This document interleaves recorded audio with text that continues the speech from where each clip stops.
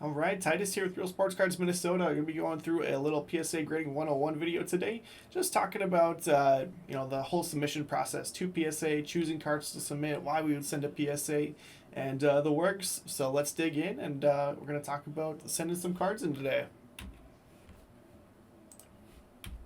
All right, so why send a PSA specifically? I kind of look at it in two facets. It's going to be your best chance to increase the value of your card, and it's also just kind of become the industry standard. So getting that uniformity for collectors is a huge thing. So PSA 10s are going to outsell 10s from just about every other company besides Beckett, but at the same time, it's almost impossible to get a Beckett 10, and Beckett, as we're going to be seeing in some of these later slides, are really declining in the amount of cards that they're actually receiving. So, for collectors, you'd like to have that same slab throughout your collection for the most part. So, having that uniformity of the cards in the PSA slabs is going to help them sell a little bit better and make them a little bit more liquid as well.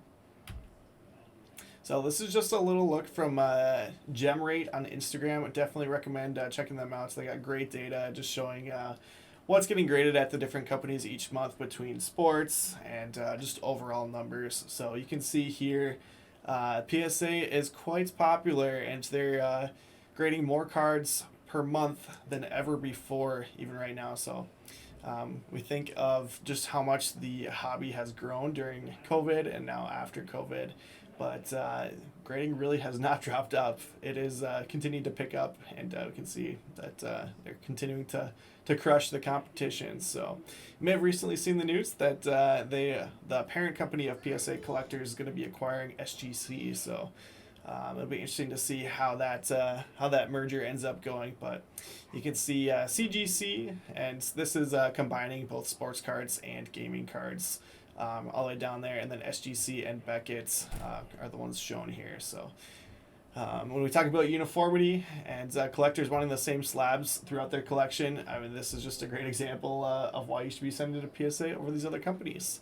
And in the past, it has been a reason to send to another company because it's faster or a little bit cheaper, but now that PSA has gotten through their backlog and all of that stuff and hired a lot of new people, PSA is really fast, and it's not that expensive. So we're going to be looking at some of those comparisons a little bit later on here.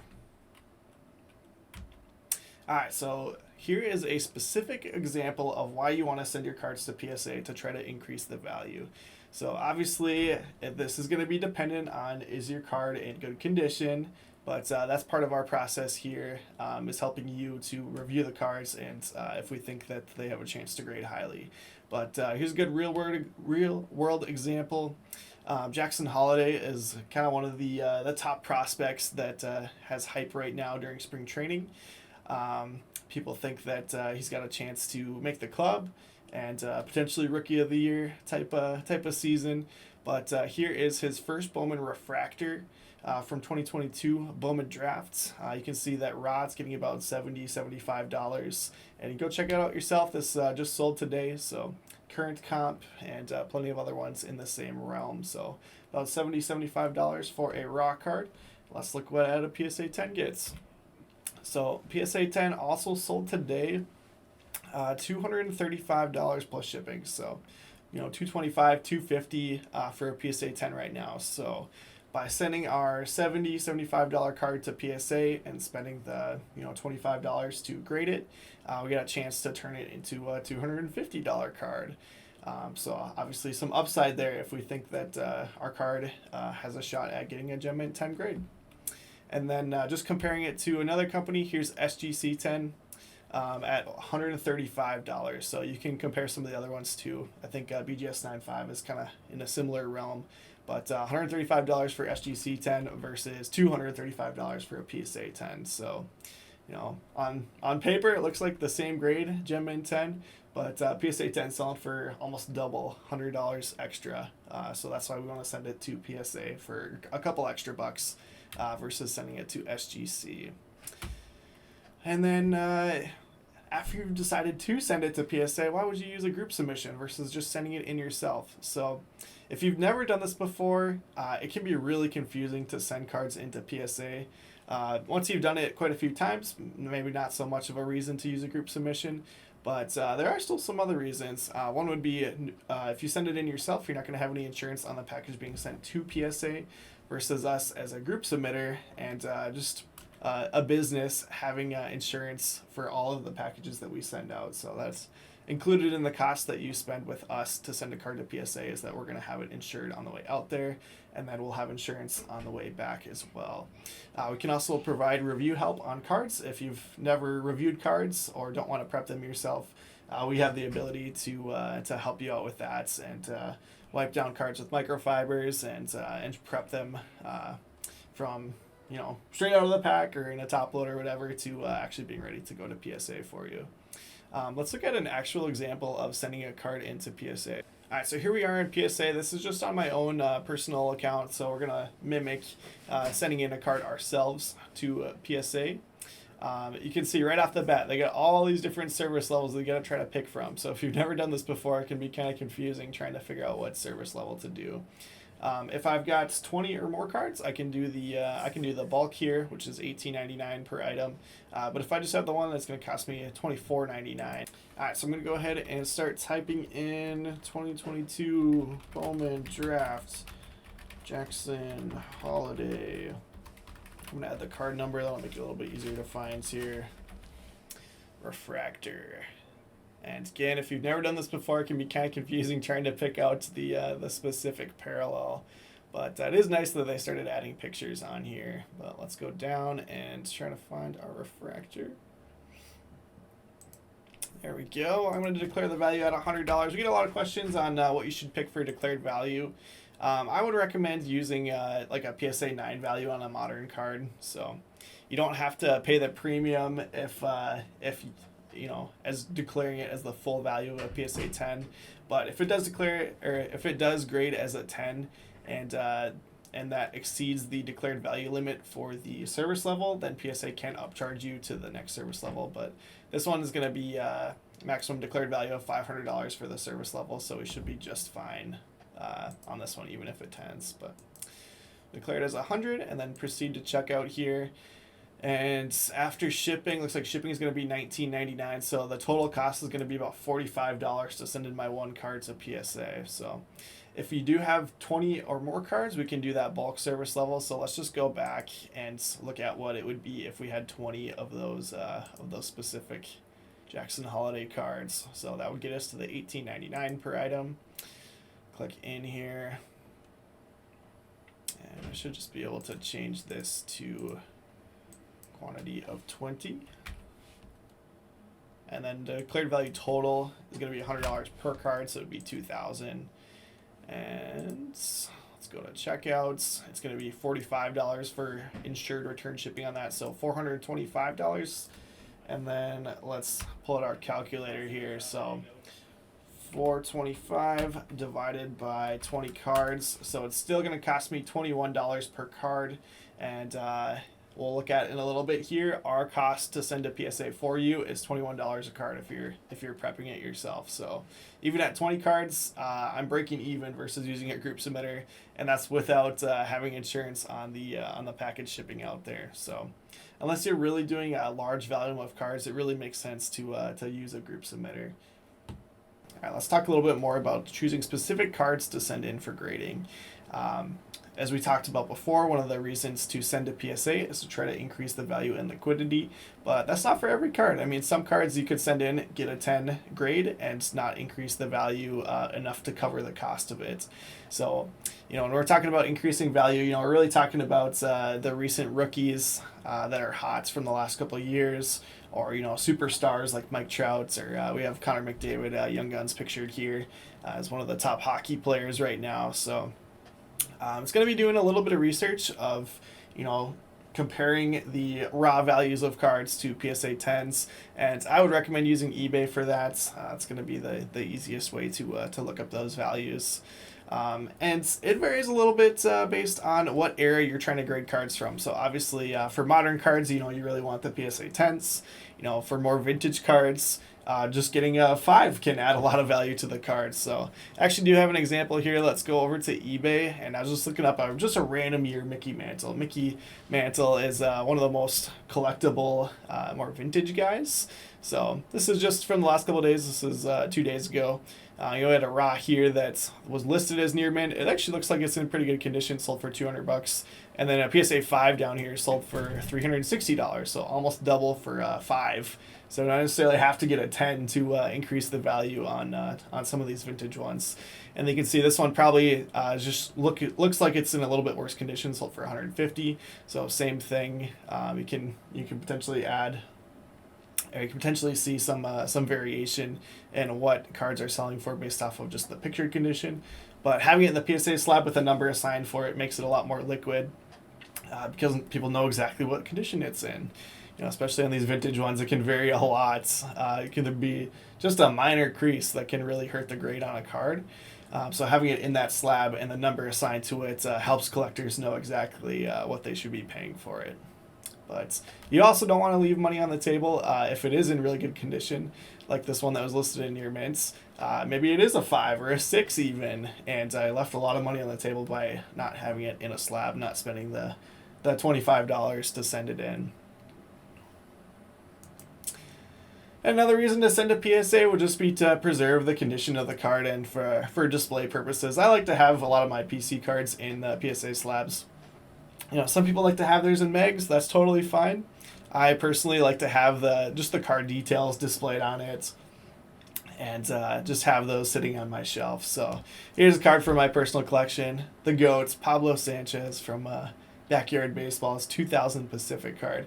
It's only a PSA 3, but it's a super, super tough card to grade, and there's not a whole lot of them out there. So I wanted it slabbed for my personal collection and sent that one in.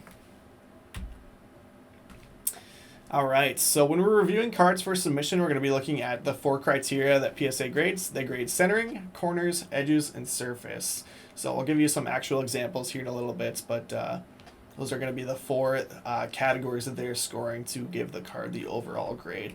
Some of the other companies like Beckett will actually give you the subgrades, but I like just the clean look of the PSA slab with the 1 number on it. All right, let's talk a little bit about our specific process for sending cards into PSA. So I'm going to begin with submitting the form on our website with the details of which cards are going to be given to us. And this is just for us to verify that we received the cards that you dropped off to us, and just to provide you a receipt with the exact cards that we're going to be grading for you. It's going to start at $21 a card, and we'll look at the different prices in just a second. We ship to PSA every Friday, so cards received throughout the week will go out at the end of the week. While they're here at the shop, they will be stored in our safe, so they'll be nice and secure. Once we receive the cards back from PSA, you'll get an invoice emailed to you, and if you're local, you can either pay that in store or online. If you're a Bricks customer or have mailed in your submission, you'll just pay that online, and then we'll ship the cards back out to you. So flipping over to our Real Sportscards website, we'll have the little business cards that we give out in store, and then this is also linked in our Facebook group and on Uncommon for Breaks customers. But it's realsportscards.com/PSA grading if you ever want to go straight to it. We got all kinds of details here regarding the different the different submission types. So one is going to be drop off at Real Sports Cards, Minnesota or Wisconsin. So you can always bring cards into the store.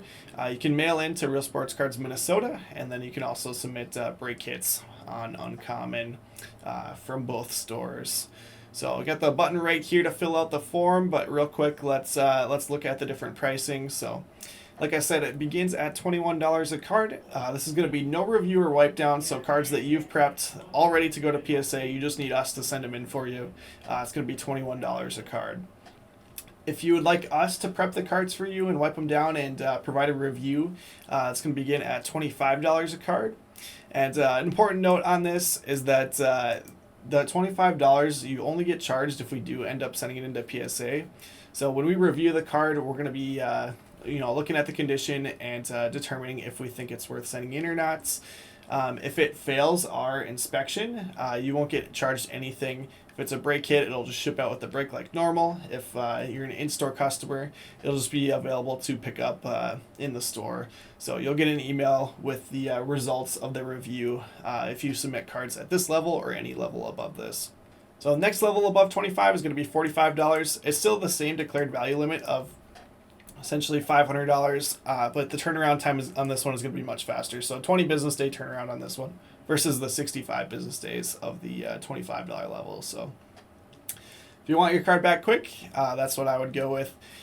And then going up from there, it really just is determined by the declared value of the card. So again, this is going to be for just your higher end cards. The $75 level can go up to $1,500 declared value, $150 goes up to $2,500 declared value, and so on. So if you have a really big card, you're going to be using that declared value to kind of determine the service level you have to send it in at.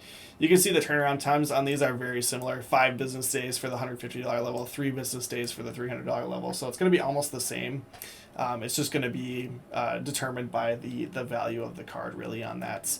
And again, PSA does reserve the right to upcharge you. So like if you send it in and you think it's only a $2,500 card, but it ends up grading out as a 10, and it turns out that it's a $4,000 card at that, then they might upcharge you to this $300 level. It's fine. I always tell people that if you end up getting an upcharge, it should be a good thing. That means that your card is worth more than you thought it was, and it can be a little bit frustrating, but at the same time, keeping that in mind that, now I have a $4,000 card instead of a $2,500 card, then it's not so bad having to pay the upcharge. So it's a happy charge, as we like to say. But yeah, we'll handle that all. PSA notifies us, and we'll email you with the adjusted price. And if you are mailing in cards or doing the brake hit submission, we do have return shipping charges listed here. So just $15 for 1 to 15 cards, and if you have more cards than that, it's just a little bit of an additional charge. But almost all of you are going to be having this $15 return shipping charge if you're one of those customers. But let's go ahead and fill out the form here. All right, so here we are in the submission form. It might look scary at first, but I promise you, it's not too bad. It takes about 5 minutes to fill out. I'm going to put in my email. I'm going to put in my contact name, and then I'm going to put my phone number. I know you all want my phone number, but I'm just going to put in a fake one here. 111-111 and 2222. Don't call it. You won't reach me. I'm going to do drop off at Minnesota location. And I'm going to give the card details here. People often ask like how specific we want them to be on this. As specific as you can is helpful, but I'm just going to put Jackson Holiday. Refractor. If you can put the card number. I think this one is BDC 168.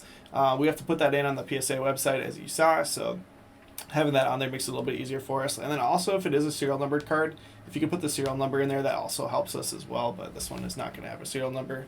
And then I'm just going to submit this at the $21 level. So again, if you need any help choosing different service levels, you can contact us, and we can help you with that process. But this one is just going to be the value with no review or wipe down, because I'm going to prep the card myself, and I'm going to submit that at $21. It's going to stay under the declared value limit of $4.99. I'm going to declare it at $100, and so at the bottom here it says page 15 of 65. That's just because you can submit up to 50 cards on a particular form.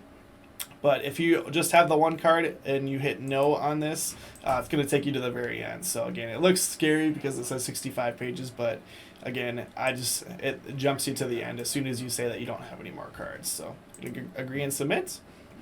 And there we go, all set to drop that off with Nate at the store or to mail it in.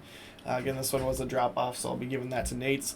Once he receives the cards in store, you'll get an email saying that we've received those particular cards. So not too bad, pretty easy. Let's go ahead and look at some specific cards now. All right, so if you do decide that you want to prep cards to send into PSA yourself, I'm going to give a quick overview of that. Otherwise, if you just want us to review your cards for you, this will be just a quick overview of our process at prepping your cards to send into PSA. So different cards are going to kind of have different things that you're going to be looking at. So like a Pokemon card is going to have different kind of problem areas to check versus a more modern Chrome card like this Justin Crawford. And then even vintage cards are going to have different stuff to look at. So a couple of things that you're going to need, absolutely need to have a microfiber for modern Chrome cards especially. This will help get fingerprints off and just any of that chrome dust that might be on there. We do sell these Mr. Minty kits in store that are going to have microfibers as well as some other tools to help you get more PSA 10s. Centering tool, super helpful just to help you gauge PSA standards for getting a 10 on the centering. I'll show you here in just a second all the different things. But you also get a loop in here, cleaning spray, polish, and a card tool. So let's take a look at that centering tool real quick. It looks kind of freaky, but I assure you that these are really easy to use once you know how to do it. But this little chart is going to tell you if the centering is good enough to pass PSA 60/40 standards. And all you're going to do on these is just overlay it over the card and use the different lines on the outside to help score the card. So again, PSA allows 60/40 centering for a potential PSA 10, but we're looking at centering, surface, edges, and corners again on the 4 criteria that PSA is going to be grading. So let's go ahead and start with this Justin Crawford. I like to just have a nice clean area to review my cards in, so you can put like a piece of paper down or just clean your table off nicely. Some people like to use gloves, but I always tell people that you can get fingerprints off of cards, but you can never fix damage from trying to jam a card into a sleeve while you're wearing gloves and damage it that way. Another thing too is you can get sleeves with corners cut so that it makes it easier to slide the card back in. Otherwise, you can just slip your finger in here and cut it just like that, and then I'll give you a little bit extra room there on that corner to slide the card in once you're done. I've done just a ton of cards, so I'm not too worried about sleeving it up, but if you are worried at all about damaging the card when you go to sleeve it back up, I would definitely recommend cutting your sleeve. You can also just use like scissors to cut the side of that. But let's take a look at this Justin Crawford. Again, on a Chrome card like this, I'm going to be looking pretty heavily at the surface. On Bowman, on-card autos, it's really common to see different surface scratches and stuff. But this one actually looks pretty good. See just a little bit of chrome dust like up here at the top, so I'll wipe that off with a microfiber. Centering looks pretty solid on this card. It's maybe a little bit off left to right, but I could overlay that card tool again and show you that it's pretty good. But front corners look good. Make sure you check the back surface and corners as well. I think it's really common for people to think that the front looks great, and they send it in and it comes back as like a 7, and it's because it had like an indent on the back. So make sure you check the back carefully. This one looks pretty good. I don't see any indentations there, so checking that first. Let's look at the corners. All 4 back corners look pretty good. So I'm just going to go ahead and give a quick little microfiber wipe down, and this one should be good to go.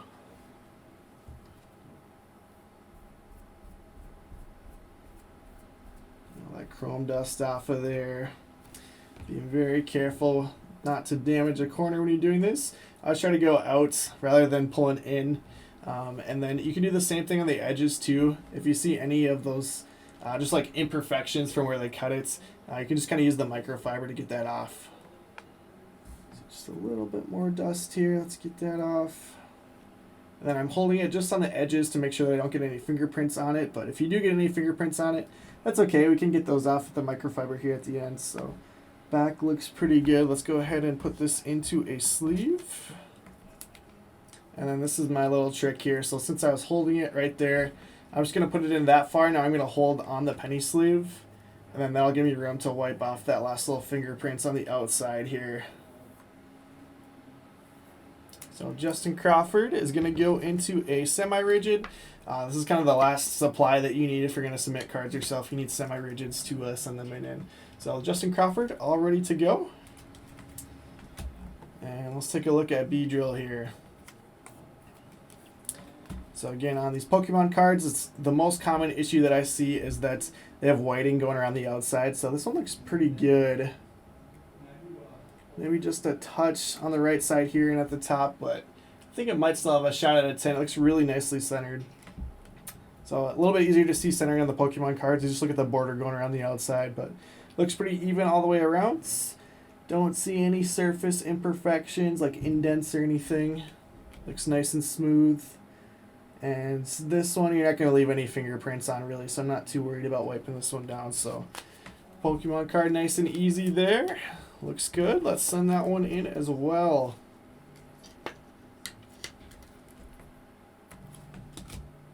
All right, so there you have it. I got 2 cards ready to go to PSA. So it wasn't so bad, but I would definitely recommend if you're going to submit cards yourself, I would practice on some, some cards that aren't as expensive. Like just take some base cards and look for imperfections and practice prepping them, getting them all the way into the semi-rigids. But if you're not comfortable doing this process, we will do it for free tonight at our events. Otherwise, we offer this service for just an extra $4 a card. So you could submit cards like this at $21 per card. And for $25 a card, you can just give it to us in the top loader, and we'll get it all ready for PSA for you. You'll also get an email telling you if it passed or failed our review. If we decide that, like, oh, this Justin Crawford had an indent in the back or something that you didn't see, we will fail it, and you won't be charged anything. You'll be able to just pick it up in store, or if you're a Breaks customer, they'll just ship back out with your break. So yeah, it's just a little overview. If you ever have any questions, feel free to reach out to PSA at realsportscards.com or PM any of the break hosts. We're always happy to help with questions regarding PSA. So thanks everyone. Happy submitting, and hope you get some PSA 10s.